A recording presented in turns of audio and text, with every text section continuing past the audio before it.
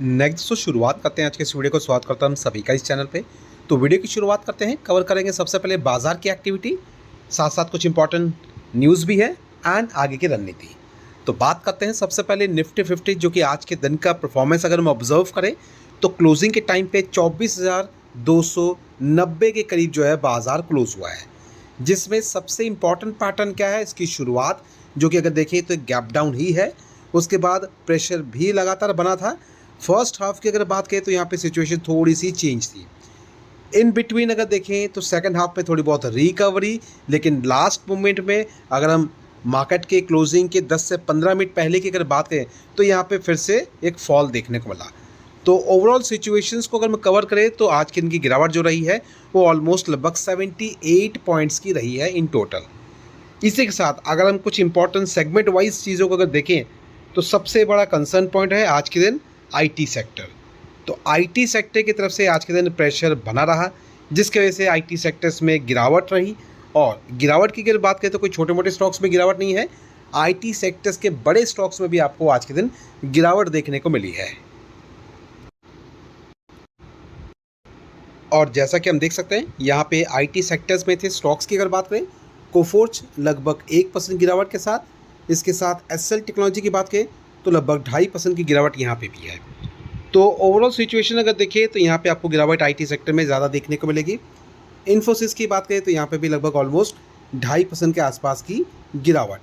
KPIT की बात करें तो यहाँ पे बहुत ही माइनस सा चेंज है, 0.82%। एलटीएम माइंट्री की बात करें तो 0.77%। तो कह सकते हैं ओवरऑल सिचुएशन आज के दिन कह सकते हैं आईटी सेक्टर्स की तरफ से कुछ खास नहीं रहा है। हालांकि अगर सेगमेंट वाइज अगर दूसरे चीज़ों को कवर करें तो यहाँ पे बैंकिंग सेगमेंट में थोड़ी बहुत मजबूती या फिर थोड़ा बहुत सपोर्ट मिलता नजर आया है।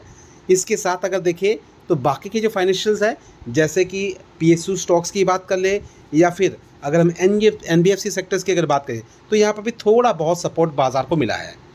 रही बात segment wise large cap, mid cap and small cap, तो आज के दिन mid cap and small cap में थोड़ी बहुत स्ट्रेंथ नज़र आई है एज़ कम्पेयर टू अगर लार्ज कैप की बात करें तो लार्ज कैप में थोड़ा ज़्यादा प्रेशर था। और इसी के साथ एक इम्पॉर्टेंट फैक्टर भी आज के दिन देखने को मिला है और वो है मेटल सेगमेंट। तो मेटल सेगमेंट में आज के दिन थोड़ी बहुत मजबूती, जिसकी वजह से मेटल सेक्टर्स के जितने भी पोजीशंस हैं उनमें आपको थोड़ी बहुत तेज़ी या फिर स्ट्रेंथ देखने को मिली है। रीज़न क्या है, क्योंकि मेटल सेक्टर की अगर बात करें तो इंटरनेशनल मार्केट में इनके प्राइजेस इंक्रीज़ हुए हैं और लगातार जो प्राइसेस इंक्रीज़ हुए हैं जिनकी वजह से मेटल सेक्टर में थोड़ी बहुत मजबूती या रिकवरी कह सकते हैं। तो फिलहाल नंबर्स बहुत ज़रूरी है जिनको हम लगातार ऑब्जर्व करते आ रहे हैं एंड नंबर्स के अकॉर्डिंगली ही चीज़ों को आगे लेके चलें। इसके साथ अगर हम बात करते हैं एक्सचेंज की, तो एक्सचेंज में बीएसई पोजीशंस में आपको आज के दिन गिरावट देखने को मिली होगी। खास करके दोस्तों बीएसई का स्टॉक जो है बेसिकली गिरा है आज के दिन। ऑलमोस्ट ओपनिंग के टाइम पे, मार्केट की जब ओपनिंग हुई थी उस वक्त लगभग 4%, 4.5% के आसपास की गिरावट थी। बाद में थोड़ी बहुत रिकवरी ज़रूर हुई है, लेकिन आज की गिरावट ज़रूर हुई है। रीज़न क्या है दोस्तों, तो दोस्तों देख सकते हैं रीज़न है जेफरीज की तरफ से बीएसई के स्टॉक को डाउनग्रेड किया गया है। इसकी वजह से थोड़ी बहुत प्रॉफिट बुकिंग यहाँ पे भी देखने को मिली है।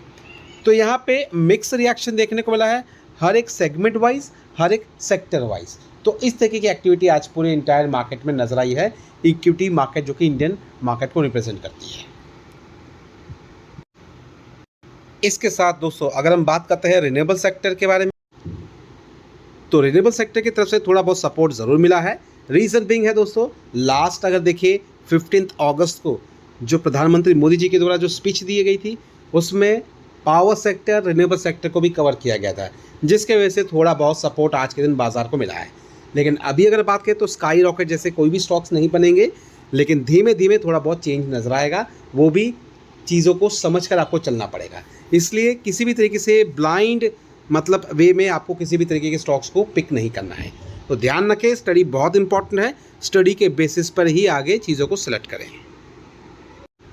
इसी के साथ दोस्तों अगर क्रूड ऑयल के बारे में, तो यहाँ पे देख सकते हैं ब्रेंट क्रूड ऑयल के जो प्राइजेस है फिलहाल 88.71 के करीब देखने को मिल रहा है, मतलब $88.66 के करीब, 0.16% के करीब का चेंज। तो यहाँ पे भी देखें तो कोई बहुत बड़ा नेगेटिव इम्पैक्ट नहीं है या फिर यहाँ से भी कोई बहुत बड़ा नेगेटिव एस्केलेशन हमें बाज़ार पर देखने को नहीं मिल रहा है। तो सिचुएशंस को अगर ऑब्जर्व करें तो यहाँ पे बाज़ार जो है एक तरीके से मिक्स एक्शन लेके चल रहा है। इस आप अगर आगे बात करें तो फिलहाल यूएस एंड ईरान को लेके कोई बहुत बड़ा एस्केलेशन फिर से तो नज़र नहीं आ रहा है।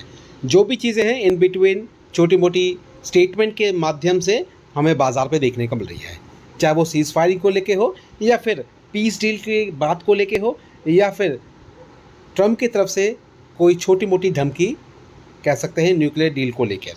तो इस तरह की एक्टिविटी अगर हम बात करें तो यूएस एंड ईरान के फ्रंट के जो अपडेट है, जो पॉलिटिकल कंसर्न है, उस भी यहाँ पर देखने को मिल रही है। तो यहाँ पे बाज़ार इस चीज़ का इंतज़ार कर रहा है, क्योंकि एक्चुअल में ये समझना ज़्यादा ज़रूरी है कि बाज़ार के लिए बेहतर खबर कब होगी।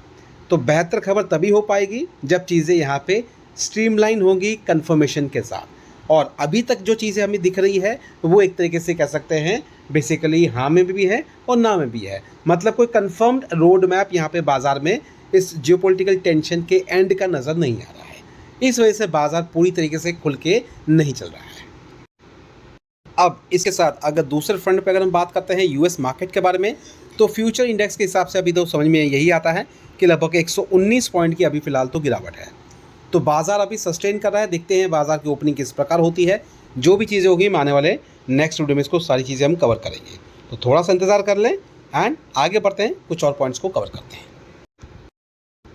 नेक्स्ट दोस्तों जो अपडेट है बेसिकली एक बहुत इंपॉर्टेंट है, खास कर कुछ कंपनीज़ हैं जिनके बिहाफ पे ये सारी चीज़ें हैं एंड वो चीज़ रिलेट करती है बिजनेस एक्टिविटी से। तो बड़ी खबर ये है, भारत फौज की बात कर लें, L&T डिफेंस की बात कर लें, टाटा एडवांस की हम बात कर लें और जेन टेक्नोलॉजी की बात कर लें। इंडियन आर्मी प्लान कर रही है 16,000 करोड़ के ड्रोन प्रोक्योरमेंट को लेकर, और ये किसी भी एक कंपनी के लिए, यही कंपनी की तरफ से नहीं होगा या फिर एक कंपनी से ये प्रोक्योरमेंट नहीं होगा। ये जितने भी कंपनी यहाँ पे मेंशन है वो सारी कंपनीज़ का यहाँ पे कंट्रीब्यूशन दिखेगा। अब इस चीज़ को लेके प्रॉपर अपडेट यहाँ पे हमें देखने को मिल जाएगा स्टेटमेंट के माध्यम से।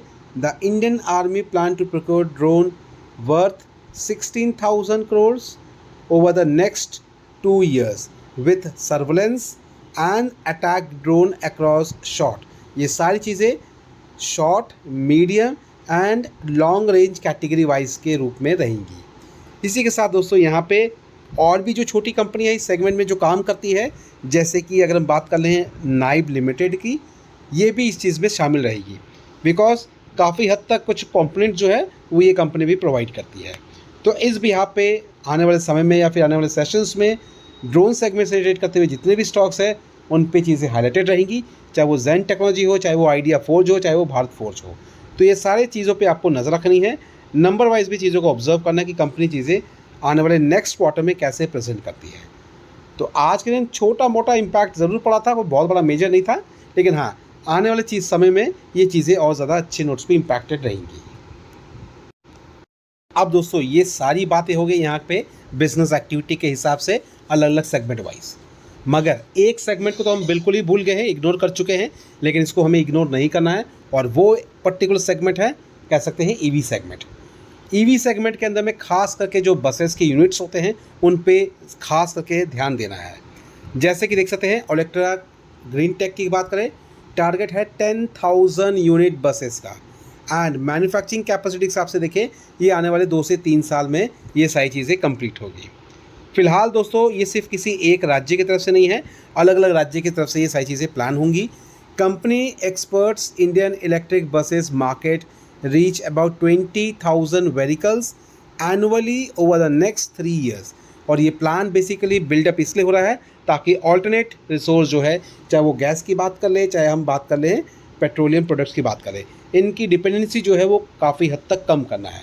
और अगर हम बात करते हैं इलेक्ट्रिक या फिर ई व्हीकल्स को लेके, तो ये बेसिकली इलेक्ट्रिक व्हीकल्स एक बहुत बड़ा अच्छा इम्पैक्ट डालेगी इकोनॉमिक कंडीशन को और बेहतर करने में, क्योंकि इम्पोर्ट जो है डिपेंडेंसी वो इससे भी काफ़ी हद तक हमारी कम होगी। तो यहाँ पे तो प्लान अभी तक तो सिर्फ बसेस को लेके है, लेकिन आने वाले फ्यूचर में, आने वाले 2 से 3 साल के बाद या फिर इन बिटवीन में बहुत जल्द हमें खबरें जो हैं ट्रक्स के बिहाफ पे भी सुनने को मिल सकती हैं। मतलब इलेक्ट्रिक वाली जो ट्रक्स हैं वो भी हमें बाज़ार पे बहुत जल्द देखने को मिल सकती है। और कह सकते हैं ये इलेक्ट्रिक पब्लिक ट्रांसपोर्ट जो है, जो कि अभी फ़िलहाल बसेस के रूप में है, इसका जो इम्पैक्ट है आपको ट्रक्स में भी डाइवर्ट होता हुआ नज़र आएगा। तो ओलेक्ट्रा ग्रीन टेक अच्छे नोट्स पे काम कर रही है अभी फ़िलहाल, इसलिए थोड़ा बहुत इम्पैक्ट अच्छे नोट्स पे पड़ेगा। जिनके पास पोजीशंस है ध्यान रखें, स्टडी बहुत इंपॉर्टेंट है। और अभी तो फ़िलहाल ये 2 या 3 कंपनी ही बाज़ार में इस चीज़ से रिलेटेड काम कर रही है, तो इसीलिए इस सेगमेंट के अंदर में जो कंपनियां हैं उन पे ज़रूर फोकस करें। और इसके साथ साथ हमने सब ने ऑब्जर्व ये भी किया है कि टू व्हीलर सेगमेंट्स के अंदर में भी electric vehicle two wheeler segment का भी बहुत अच्छे तरीके से ग्रो हो रहा है, मतलब उस सेगमेंट को भी काफ़ी अच्छा बढ़ावा या सपोर्ट मिल रहा है सरकार की तरफ से। और बहुत हद तक टू व्हीलर्स कंपनियां भी अपने बिजनेस को इंक्रीज़ कर रही है इसी ईवी सेगमेंट के अंदर में। तो हमें क्या करना है, टू व्हीलर्स वाली कंपनीज़ पर भी नज़र रखना है जो भी ईवी सेक्टर्स में काम करती हैं। और जो भी ये कहता है कि आईटी सेक्टर्स में ये जो केपीआईटी स्टॉक्स है ये बेकार है या फिर इसके नंबर्स आने वाले समय में नहीं अच्छे होंगे, तो दोस्तों अगर ईवी सेगमेंट्स का जो सिचुएशन और सिनेरियो है अगर वो इंक्रीज़ होगा तो जाहिर सी बात है ईवी सेक्टर से कनेक्ट करते हुए हर एक पोजीशन पे आपको उसका अच्छा इम्पैक्ट ज़रूर पड़ेगा। इसलिए केपीआईटी जैसे स्टॉक्स को भी बिल्कुल इग्नोर ना करें। मौका मिल रहा होगा तो उस पर स्टडी करके फर्दर के एक्शन आप ज़रूर ले सकते हैं। तो चलिए दोस्तों, फिलहाल ये सारी अपडेट के साथ वीडियो को भी फिलहाल करते हैं यहाँ पे वाइंड अप। मिलते हैं दोस्तों अपने नेक्स्ट वीडियो में कुछ और अपडेट के साथ, कुछ और प्लानिंग के साथ, ताकि कल के दिन की पोजीशंस में क्या क्या चीज़ें होंगी उसके बारे में प्रॉपर डिटेलिंग हम कर पाएँ। तो करते हैं वीडियो को वाइंड अप, मिलते हैं अपने नेक्स्ट वीडियो में। अगर आपका एक्सेस नहीं है आपके पास में तो नीचे डिस्क्रिप्शन बॉक्स में आपको ऐप के लिए लिंक मिल जाएगा, लिंक पे क्लिक करके सबसे पहले आपको डाउनलोड कर लें। डाउनलोड करने के बाद प्रोसेस को फॉलो करके आगे रणनीति को समझें। तो वीडियो को वाइंड अप करते हैं, नेक्स्ट वीडियो में मिलते हैं। Thank you watching and bye bye.